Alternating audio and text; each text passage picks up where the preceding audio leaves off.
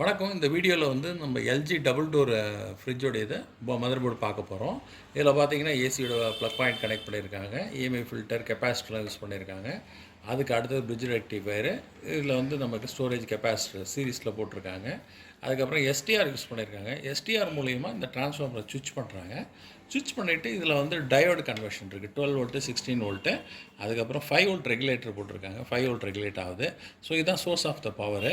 இதில் இந்த இடத்துல வந்து 2 மைக்ரோ கண்ட்ரோலர் கொடுத்துருக்காங்க. ஒரு மைக்ரோ கண்ட்ரோலர் வந்து ஐபிஎம்எம் மேனேஜ் பண்ணி யூவிடபிள்யூ மோட்டர் யூஸ் பண்ணுறதுக்காக இதை யூஸ் பண்ணியிருக்காங்க. இன்னொரு மைக்ரோ கண்ட்ரோலரில் வந்து நம்ம வந்து இது ஹீட்ரு, டிஃபாஸ்ட் ஹீட்ரு யூஸ் பண்ணியிருக்காங்க. இந்த இடத்துல ஓவர்லோட் ப்ரொடெக்ஷன் இருக்குது.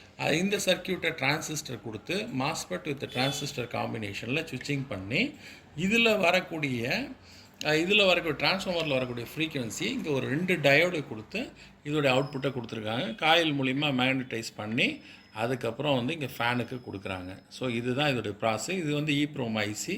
ஸோ இதெல்லாம் டிஸ்பிளேயோடைய ஐசி இதெல்லாம் இதோடைய டிஸ்பிளேயோட ஐசி. சரிங்களா? ஓகே, இன்னொரு வீடியோவில் பார்ப்போம்.